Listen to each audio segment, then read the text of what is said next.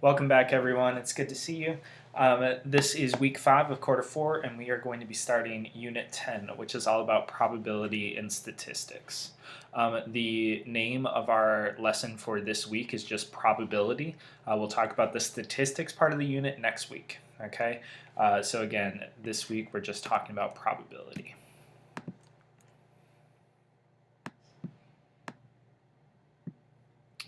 All right, so announcements for you. First of all, this is the last week for seniors. I have not given you any advance notice of this, so this may be a little bit of a surprise to seniors, but it's a good thing. This will be the last week of graded material for those 12th graders. Senior grades are due on May 13th, and your last day is somewhere around that time. I will not be assigning new work to any seniors, any 12th graders.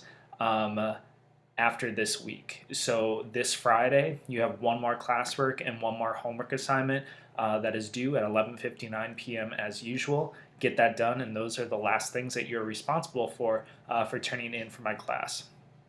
And you have like the next week after that to get done any late material. If you have assignments that you haven't turned in yet, make sure you're getting those done right away so that you're graduation ready.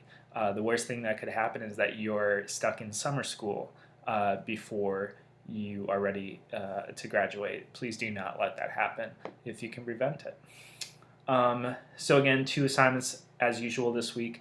You have a 10-question classwork assignment, and then Khan Academy is 5 objectives this week, and it's based on the 5 objectives in my lecture that you're watching right now. Please never hesitate to reach out to me via Teams or email if you're struggling with the material. We have daily video chats on Monday, Tuesday, Wednesday, and Thursday, and they are held at 10:15, 11:45, and 1:45. Log on to Teams into that discussion channel at those times, and I can answer any questions that you have and walk through specific problems with you if you are struggling. Please take advantage of that resource.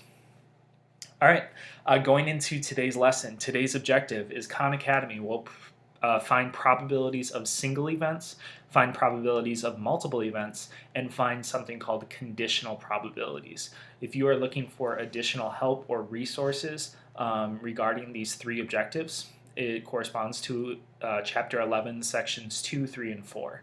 I don't know the page numbers off the top of my head, but you can look there, 11.2, 11.3, and 11.4.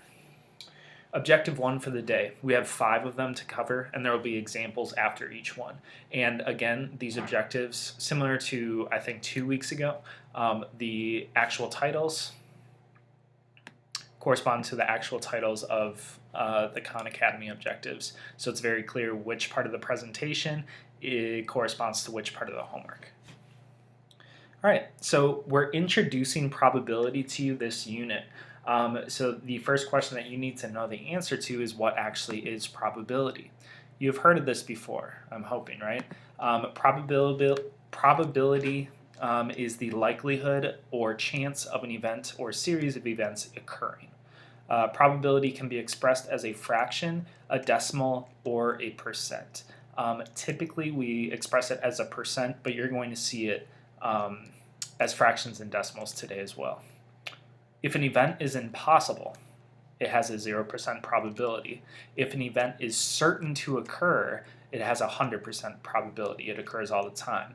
Most of the time, we're going to be dealing with probabilities in between those 2 extremes, right? But you can't have a probability that's less than 0% or a probability that's greater than 100%. That doesn't make any sense. In real-life examples, if you're looking for a real-life application of probability, it's everywhere, right? You see percentages in regards to probability all the time. Weather, there is a 60% chance of rain tomorrow. Sports, this baseball player has a 300 batting average. Politics, this candidate has a 52% chance of winning the upcoming election. Games of chance such as cards or dice, if you play spades or if you play poker or if you play Monopoly, all right, all of these things have probability as a core, foundational thing within those games. If you understand math, you are going to be better at those games. All right, so first of all, we're going to cover simple probability, which means we're just going to look at the probability of one event occurring.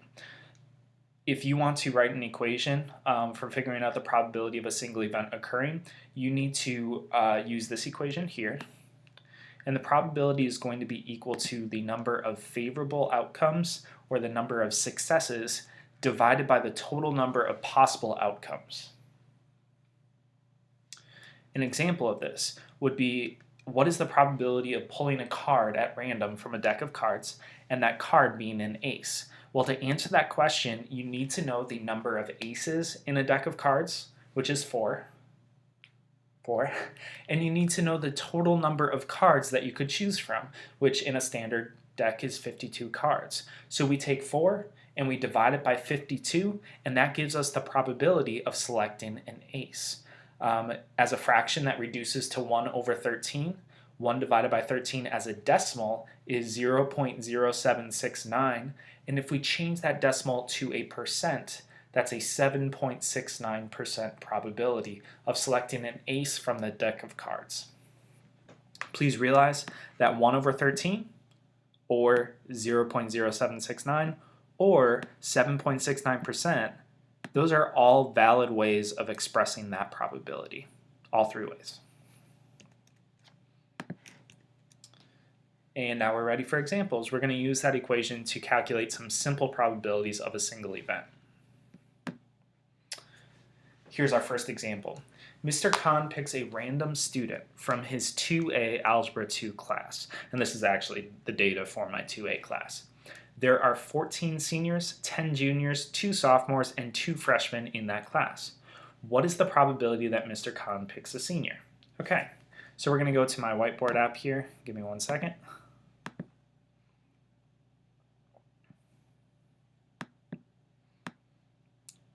There we go. All right, so I have this information written in my sloppy handwriting. That's kind of hard to write on this iPad. But anyways, we've got 14 seniors, 10 juniors, 2 sophomores, 2 freshmen in the class. And I need to calculate the probability of picking a sophomore if I pick a student at random. How do I do this using the equation? Well, I need to take the number of sophomores and I need to divide it by the total number of students in that class. Number of sophomores, that's given to us, right? We have 2 sophomores, easy enough, right here. And then number of students, or wait. It says, what is the probability that Mr. Khan picks a senior? I'm sorry about that, y'all. I wrote this different. I'm sorry about that. I can't go back and start over too far into it. Let me just erase this. Probability of picking a senior. Sorry. All right, so number of seniors divided by total number of students. That's going to be our equation for finding the probability of picking a senior at random. So no, we are not going to use the 2 sophomores. The total number of seniors is 14, so that's what's going to go in our numerator. Divided by the total number of students, well, we're going to have to add all of these up, right? 14 seniors plus 10 juniors plus 2 sophomores plus 2 freshmen is a total of 28 students. And that's what's going to be in our denominator. So my probability is 14 over 28, but I need to reduce that fraction. 14 and 28 are both divisible by 14. So that gives me a probability of 1/2. The probability of picking a senior at random from this class is 1 over 2, or 0.5, or 50%.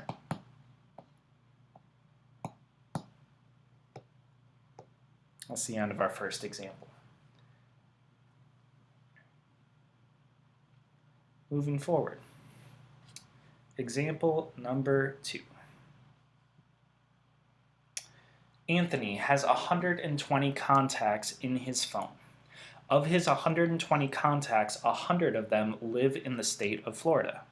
What is the probability of Anthony selecting a random contact from his phone and picking someone who doesn't live in Florida? Key word here, y'all, is doesn't.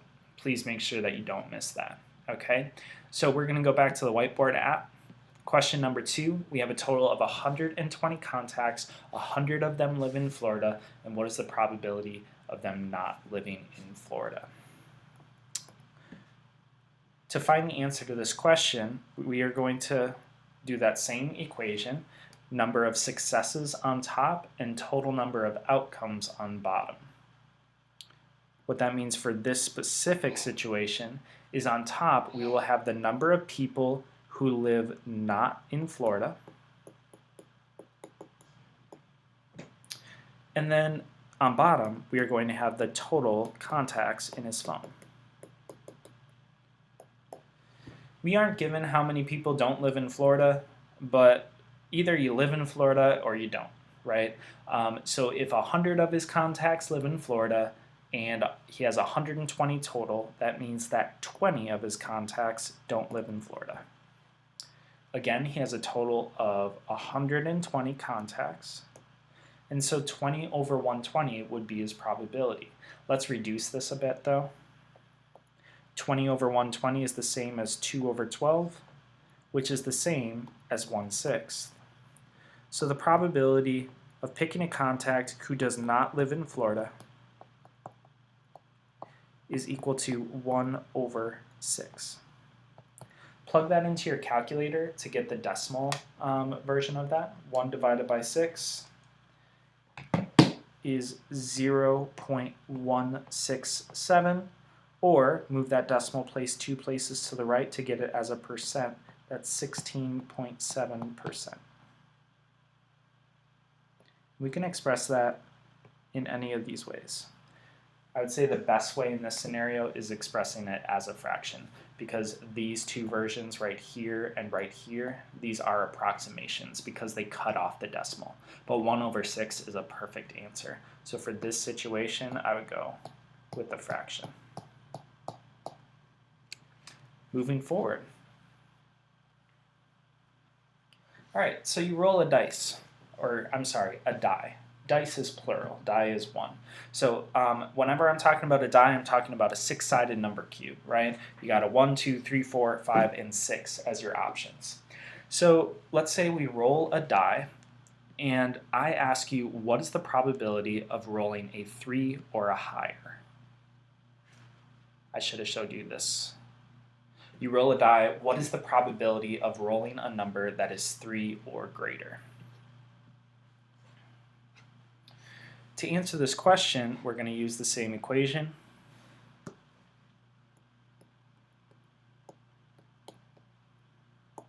On top of the fraction, we need the number of possibilities that are 3 or greater on that die. And then on the bottom, we need the total number of possibilities for your die roll. Okay, so you roll a 6-sided number cube. You've got a 1 on that die, you got a 2, you got a 3, you got a 4, you got a 5, and you got a 6. The number of 3 or greater, well, we could roll a 1, 2, 3, 4, 5, or 6. That means that we could roll a 3, a 4, a 5, or a 6, and that would be a number that is 3 or greater. So there are 4 sides where the number is 3 or greater. That's going to be on top in the numerator. And then how many total sides do we have? Well, 6, right? So the probability of rolling a 3 or greater on a die is 4 over 6, which simplifies to 2/3. Or in other words, 0.666, or 66.6%. Again, the best way of expressing this probability is the fraction, because this is exact where the other two are not exact. And I think we might have one more example for the simple probability before we move on to our next objective.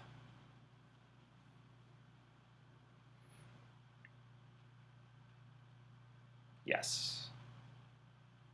Okay, so it says here, Anaya is choosing her outfit for the day. and let's not worry about whether these are good choices or not. I just kind of, came up with this question, not based on how she would look, but to express this lesson about probability. So anyways, she has a choice of 4 colors for her shirt: red, blue, gray, or white. And then she has 4 choices of color for her pants as well: red, blue, black, or yellow. She is not going to care about color clashing or coordination. All right, what she is going to do is she is going to randomly pick a shirt and randomly pick a pair of pants. We are asked what is the probability that she picks the same color for both her pants and her shirt. So this is a little bit trickier because we have 4 shirts and we have 4 pants. And we need to come up with all of the possibilities for what she could wear, which may be a little bit of work, right, compared to these other problems.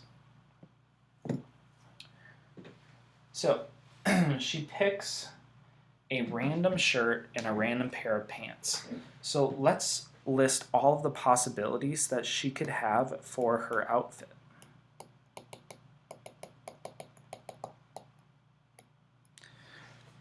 First of all, she could have a red shirt and red pants. Red shirt and red pants.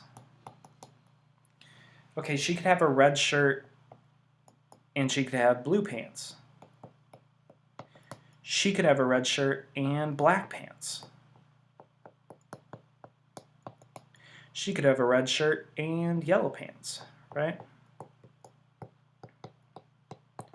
So with a red shirt, she has 4 options because there's 4 set of pants. But then there's 4 other options for each of the other colored shirts, right? She could wear blue and red, or blue and blue, or blue and black, or blue and yellow, and then we go to gray. And you could do a gray shirt with red pants, or blue pants, or black pants, or yellow pants. This adds up to a total number of possibilities of 16. And where that comes from is it's just we have 4 shirt choices and we have 4 pants choices. So all you do is you multiply those together. 4 times 4 is 16. That's 16 total possibilities for our outfits.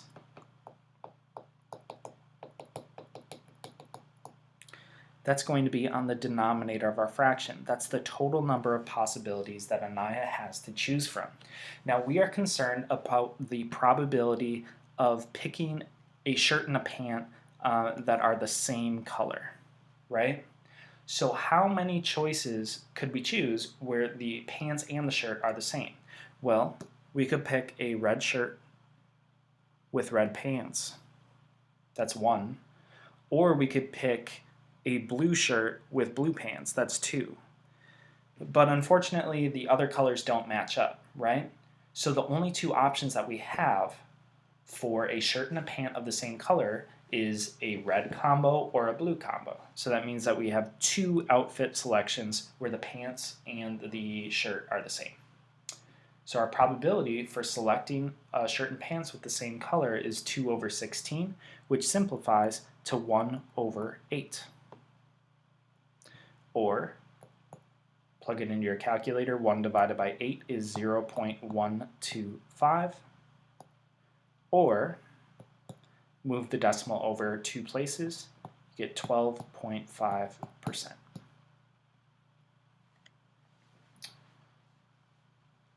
(0.125) is exactly equal to 1/8, so honestly any of these answers would be appropriate for this situation. You could write the fraction, the decimal, or the percent.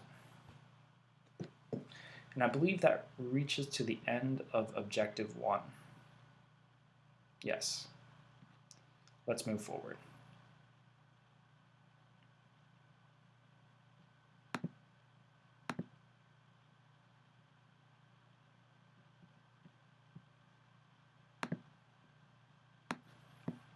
All right. So, Objective 2, we're going to move past just single event probabilities, and now we're going to start talking about something called compound events, which basically just means multiple events occurring at once. There are two types of compound probabilities that we are going to talk about today, and these correspond to objective 3 and 4. You will see them shortly.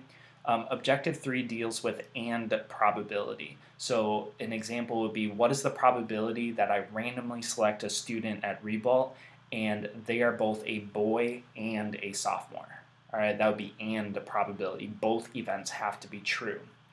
Or probability, on the other hand, for that situation would be much higher. All right, this corresponds to objective 4. You'll see examples of that later on. But if I ask that same question and just change and to or, it's a very different question.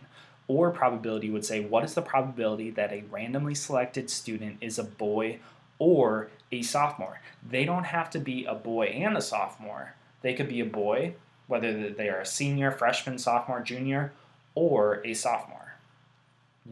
So the or probabilities are typically higher than the and probabilities because the and's probabilities are more specific, right? You have to meet both conditions for it to be in the probability.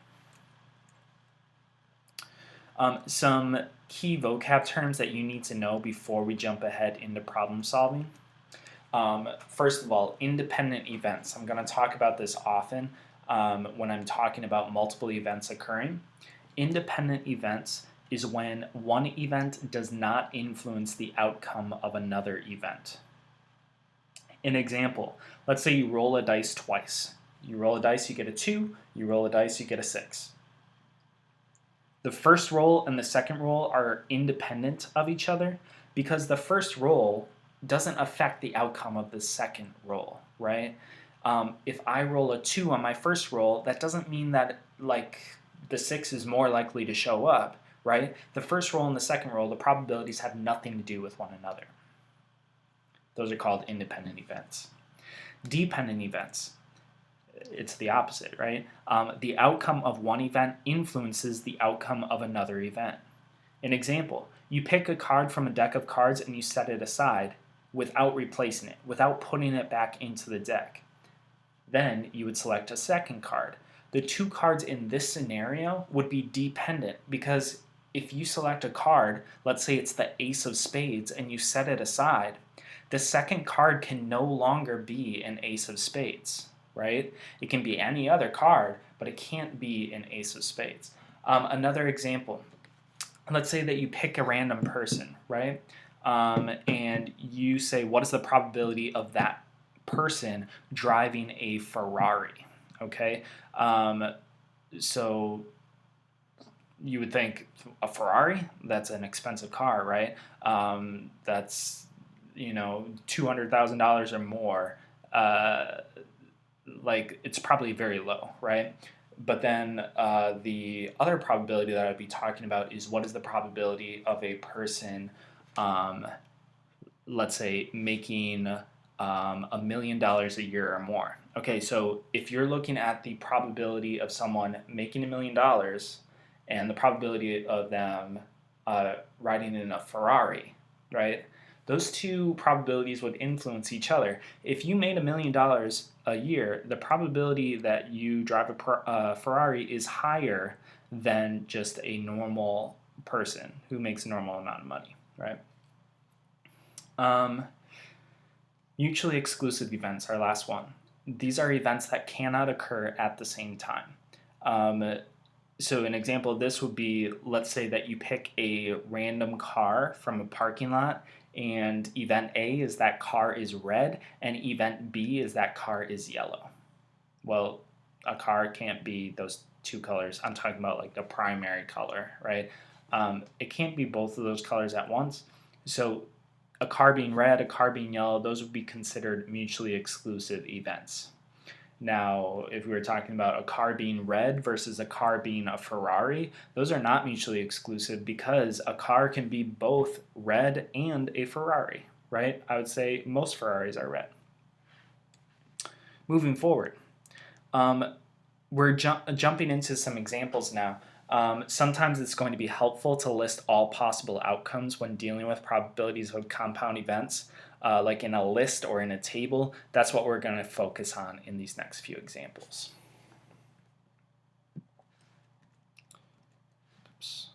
So moving forward to example 6. This says you roll a die twice.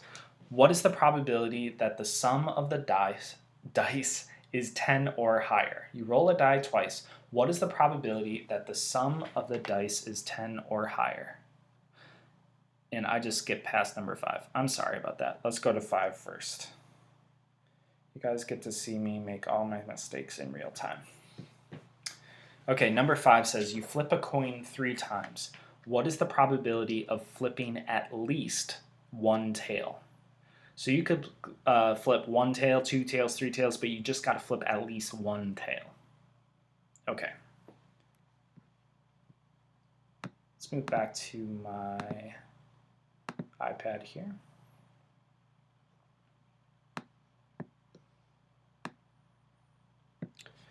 So the probability of flipping at least 1 tail. Well, we should probably list all of the outcomes here. Or in other words, this is another vocab term that's kind of important, is sample space. When I say list the sample space, this is listing all of the possible outcomes. All right. So we're gonna try to list all possible outcomes here for flipping a coin 3 times. Well, we could flip all heads, right? Which I'm going to represent HHH. You flip a head on the first, second, and third flip. Or you could roll or flip 2 heads and then a tail. Moving forward, you could flip a head, a tail, and a head. You could flip a head, a tail, and a tail. You could flip a tail, a head, and then a head, a tail, a head, and then a tail, a tail, a tail, and a head, and finally a tail, and a tail. Make sure you think about it if there's any other possibilities, right? But we have them all listed here. There's a total of 8 possibilities.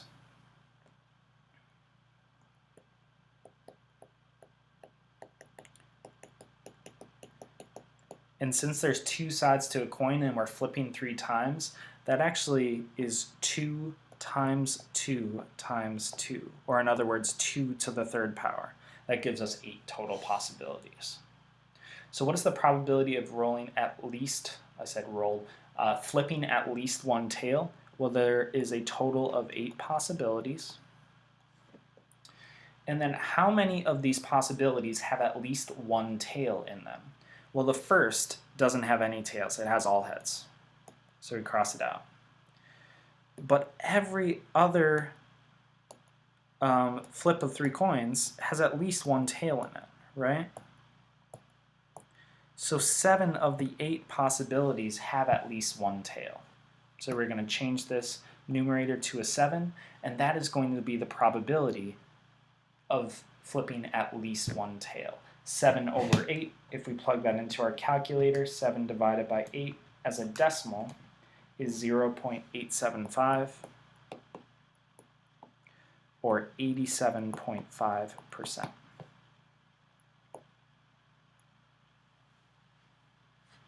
Moving forward. Number 6.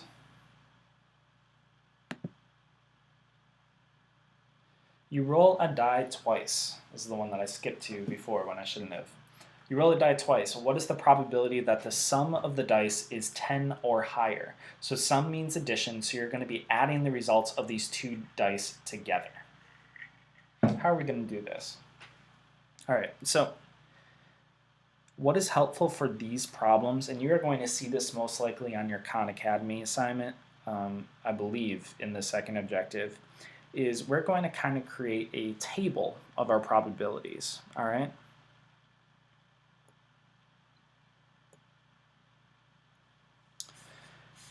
I'm going to roll a dice once, and the possibilities for that dice roll are 1, 2, 3, 4, 5, or 6. That's going to be on top. And then this problem says that I'm going to roll the dice again. That's going to be my second roll, and that's going to be represented on this side. I can get a 1, a 2, a 3, a 4, a 5, or a 6 for that second roll. And what I do is I add the dice together, and I'm trying to find the probability that those two numbers added together has a sum of 10 or higher. So I've got to take into account all of these possibilities for the first and second die roll added together. What I'm going to do is look at this first row first. I should have said first column. Let's say I roll a 1 on my first roll and a 1 on my second. That means that the sum of those two numbers is a 2. Now if I roll a 1 on my first roll and then roll a 2 on my second, that means the sum is 3. A 1 on my first and a 3 on my second would be a 4, and so on. All we're going to be doing is adding the number and the column together, the row and the column numbers together.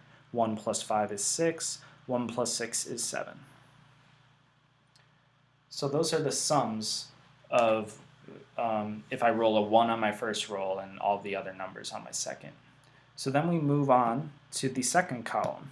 If I roll a 2 on my first roll, what are the sums? Well, I just add it with the column with the row number, right? 2 plus 1 is 3, 2 plus 2 is 4, and so on. And I'm not going to go further into this. I'm just going to fill out the rest of the table using this pattern here. 4 plus 1 is 5, 6, 7, 8, 9, 10. 5 plus 1 is 6, 7, 8, 9, 10, 11. And then 1 plus 6 is 7, 8, 9, 10, 11, 12, right? You probably know that 7 is the most likely sum if you are adding two dice together, because you can do 1 plus 6 or 2 plus 4 or, you can do 1 plus 6 or 2 plus 5 or 3 plus 4, right? You can see all of those results along this diagonal here. But anyways, back to the question at hand, how many of these sums have a sum of 10 or higher? Well, if we add 6 plus 4 together, we get 10. If we add 5 plus 5 together, we get 10. If we add 6 plus 4 together, we get 10. We could also get an 11 or a 12, and those would be higher than 10 as well, right? So how many possibilities do we have? We have 1, 2, 3, 4, 5, 6 possibilities where the sum is 10 or greater. So that's going to be in the numerator of my fraction. How many total possibilities do I have? Well, I have 6 columns and I have 6 rows. If I count up all those numbers, 6 times 6 is 36 total possibilities. So the probability of rolling a number that is 10 or higher is 6 over 36, or in other words, 1/6.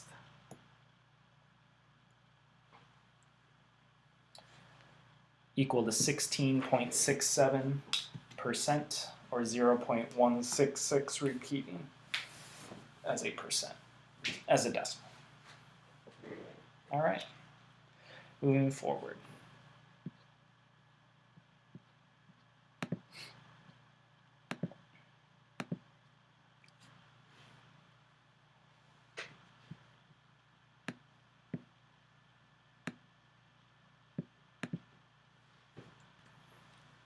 Objective 3, I told you we would be talking about independent probability and probability as well as or probability. So we're jumping into Objective 3 now, which is and probability. What is the probability of two events, A and B, occurring at the same time?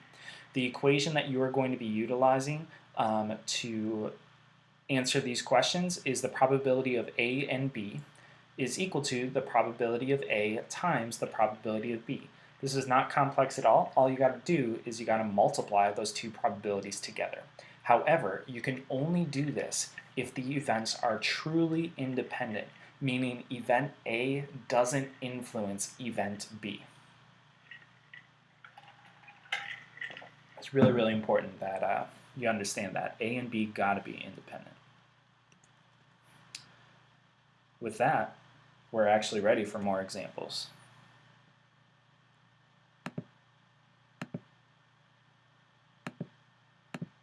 All right, so first question dealing with independent probability, or and probability. Let's say that you pick a card from a deck and you roll a die. Pick a card from the deck first and then roll a die afterwards. What is the probability that you pick a diamond from the deck and you roll a 2 on the die? First of all, please realize that these events are independent, and this should be clear.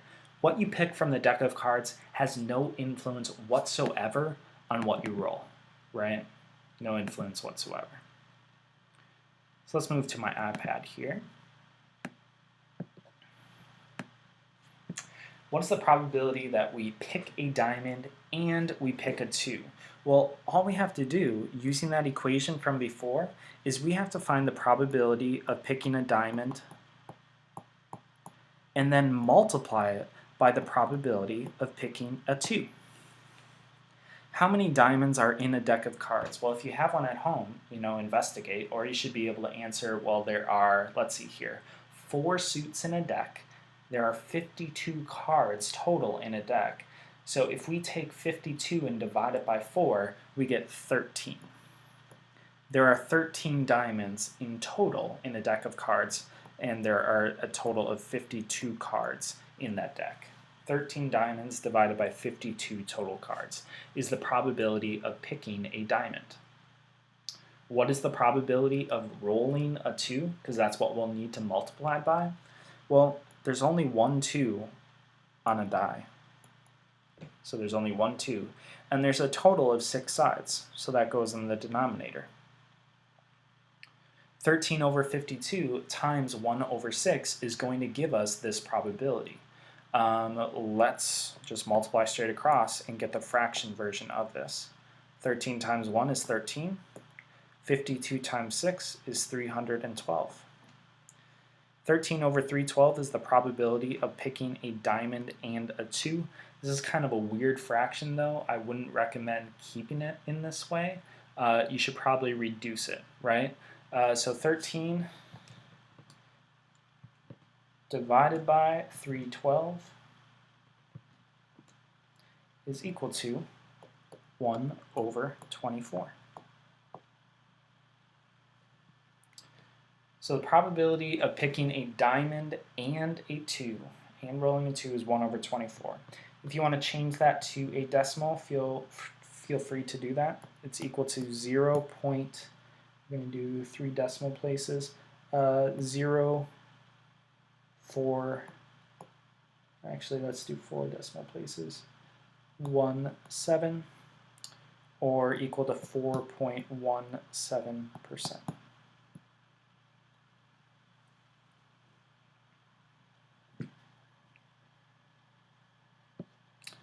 Moving forward.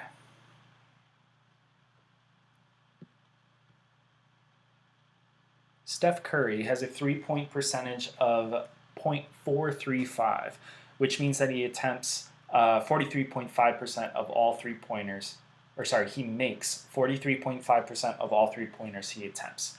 This is the actual statistic for Steph Curry that I got from Google. I think it's right. What is the probability that Steph Curry makes the next 5 3-pointers that he attempts in a row? Now, Steph Curry is one of the best 3-point shooters of all time, but making 5 3-pointers in a row, even for Steph Curry, that's pretty unlikely, right? So anyways, he has a .435 shooting percentage, and we are asking what is the probability that he makes 5 in a row. So in other words, this is the probability of making the first shot and the second shot and the third shot and the fourth shot and the fifth shot. All we're going to have to do is multiply this probability by itself 5 times and we'll get our answer. The events are independent because the first shot doesn't influence the second shot that he takes afterwards. Even if you argue that it's like a mental thing, they are independent in this case. The first shot, second shot, third shot, they do not influence one another. So what is the probability that he makes 5 in a row? Well, we are going to take 0.435 and multiply it by itself 5 times. Oops.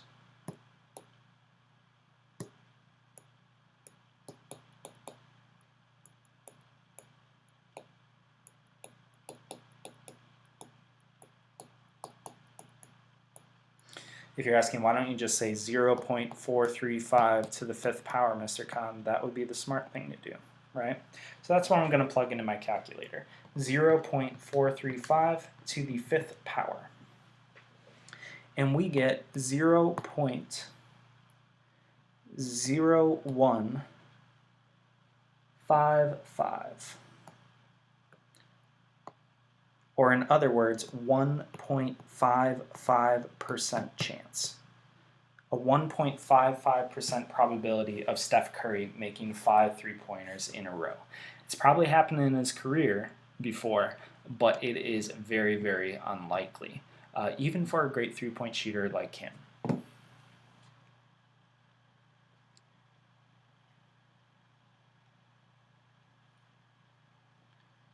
All right. And finally, probability question number 9.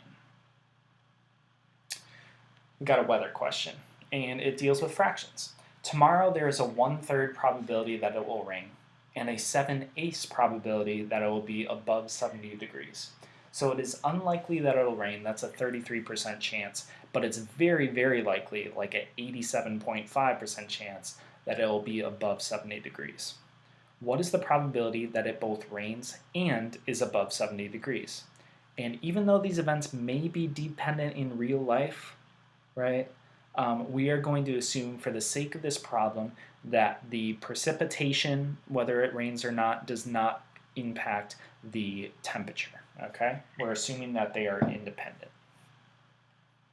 What is the probability that it rains and it is above 70 degrees? Well, all we have to do is multiply those two probabilities together.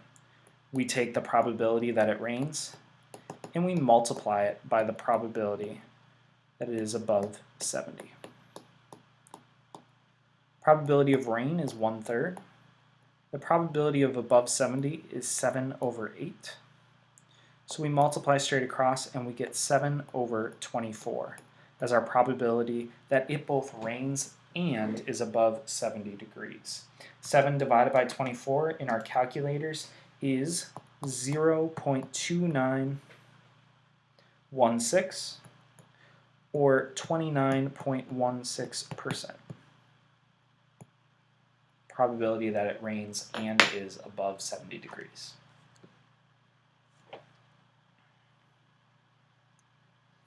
All right.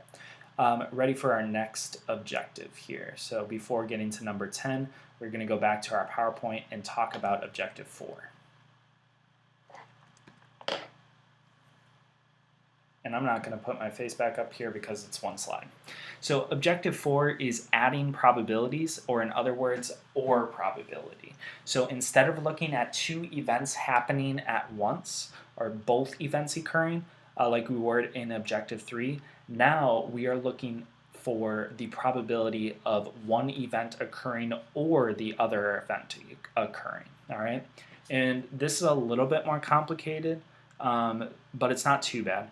If you want to find the probability of event A or B occurring, it is equal to the probability of A plus the probability of B minus the probability of A and B occurring together. This last piece that you subtract is basically the overlap. If you add probability of A plus the probability of B, you have to subtract the overlap probability of both events occurring because you don't want to count it twice. So some examples for you. Let's look at this one about McDonald's. McDonald's served 250 customers over the course of a day. Of those 250 customers, 90 ordered a McChicken, 30 ordered a salad, and 5 ordered a salad and a McChicken. What is the probability that a randomly selected customer ordered a McChicken or a salad that day? So this key word here, just this little 2-letter word, it's the most important word in this whole problem because it tells us that we're dealing with or probability, which means that we are going to use this equation to solve the problem.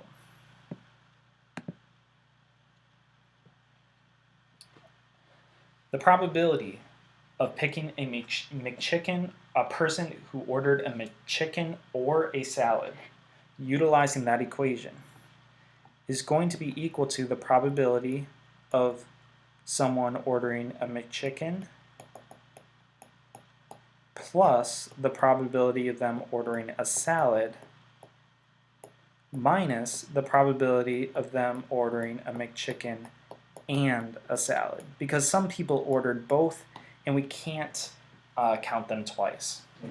So how many people ordered a McChicken? Well, there were 90 people. So the probability of picking a person who ordered a McChicken is 90 over 250. What is the probability that they ordered a salad? Well, 30 people ordered a salad out of 250 total. But then we have to subtract the overlap. There were 5 people who ordered both a McChicken and a salad, so we are going to subtract 5 over 250. The denominator stays the same in all of these fractions, which is nice. So what is 90 plus 30? 120 minus 5 is 115. 115 over 250 is definitely divisible by a common factor. Let's start off with 5. 115 divided by 5 is 23. 250 divided by 5 is 50. So we get a probability of 23 over 50. What is the probability that somebody ordered a McChicken or a salad? That's 23 over 50. Or in other words, 46%. 0.46 or 46%.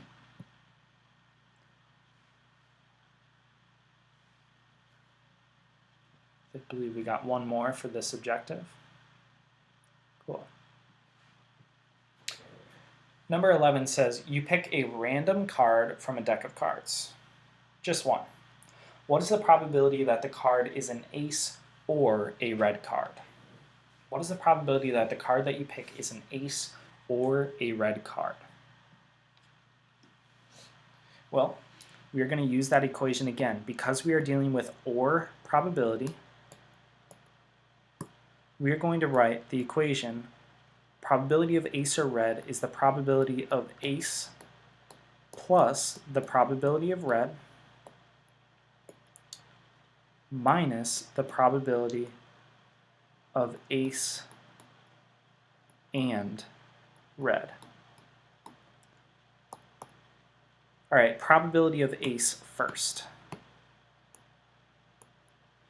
Probability of picking an ace from a deck of cards, there are 4 aces out of a total of 52 cards. So 4 over 52. Plus, how many red cards are in a deck? Well, there are only 2 colors, right? Red or black. And half are black, half are red. So that means that there are 26 red cards in your deck divided by 52 total cards. But we have to subtract overlap, right? Cards that are both red and aces, which there's a couple of them, right? You can't count those twice, so we have to subtract those. What is the probability of picking a card that is both ace and red? We have to subtract that. Well, there is a ace of hearts and there is a ace of diamonds, right? Those are both red aces. There's only 2 of them, but those 2 are important. So we're going to subtract 2 over 52. 4 plus 26 is 28. Minus 2 is 26. I'm sorry, that's wrong. 4 plus 26 is 30, minus 2 is 28. So 28 over 52 is our probability that we pick a card that is an ace or a red. Simplifying this, we get 14 over 26. Simplify that again, that's 7/13 is the probability that we pick a ace or a red. Plugging that into our calculator, we get 53.8%. 0.538, 53.8%. And that brings us to our last question and our last objective. We have one more to go. Objective 5 deals with something called conditional probability, all right? And we talked about and probability, or probability, and now this conditional probability is actually a if probability, okay? Conditional probability of event B occurring given that event A has already occurred. For instance, what is the probability of a player making a three-pointer given that the player is a point guard? So you don't look at all players, you just look at the point guards who are making these three-pointers. Another example, what is the probability of one of Mr. Khan's students being over 6 feet tall given that they are in his 3A Algebra 2 class? You aren't looking at all of Mr. Khan's students in the denominator, you're just looking at the students in his 3A Algebra 2 class. Use the expression right here, the probability of B given that A has already occurred, with this line in between B and A, to represent conditional probability. The way that you say this right here, very important, is the probability of event B given event A. In other words, event A has already occurred. And then lastly, this will come up every once in a while in Khan Academy. If you are given a probability question that deals with conditional probability, the probability of B given that A has already occurred is equal to the probability of A and B divided by the probability of A. A simple equation to use, but you may need to ask some questions over the course of the week in teams because it can be a little bit tricky lining up which event goes with which variable to answer that correctly. Anyways, let's get to our last example of the day and then we'll wrap up this video. Number 12. Of the 100 guests at a wedding, 50 were a friend of the bride, 70 were a friend of the groom, and 20 were a friend of both. What is the probability, given that a guest is a friend of the bride, that they are also a friend of the groom?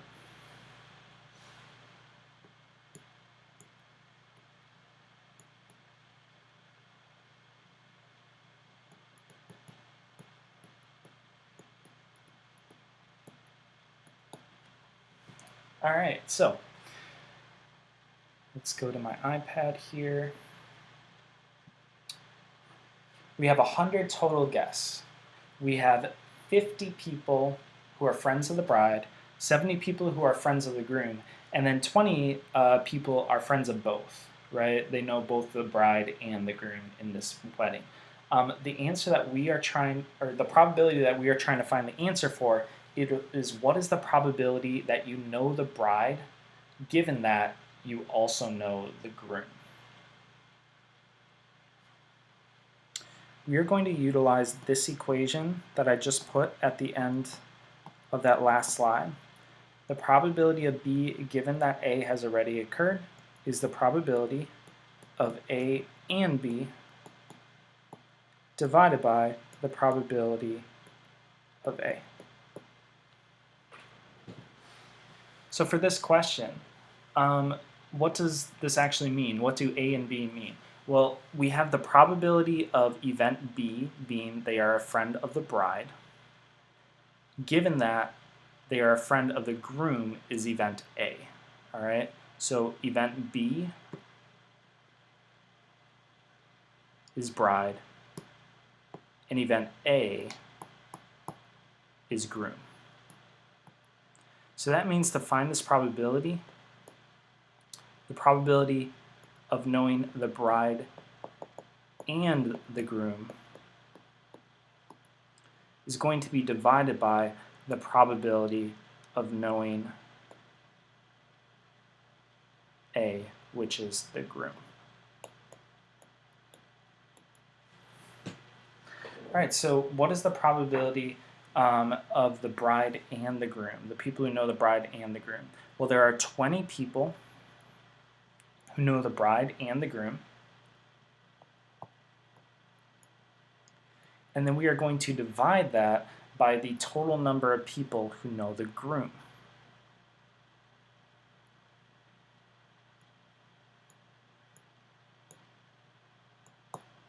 And that's it. 20 divided by 70 is going to be 2 over 7. So the probability of knowing the bride, given that you already know the groom, is 2 over 7. Plugging that into our calculator, we get 28.5%.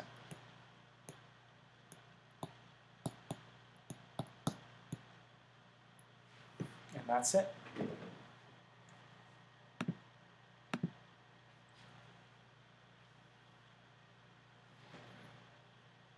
All right, y'all.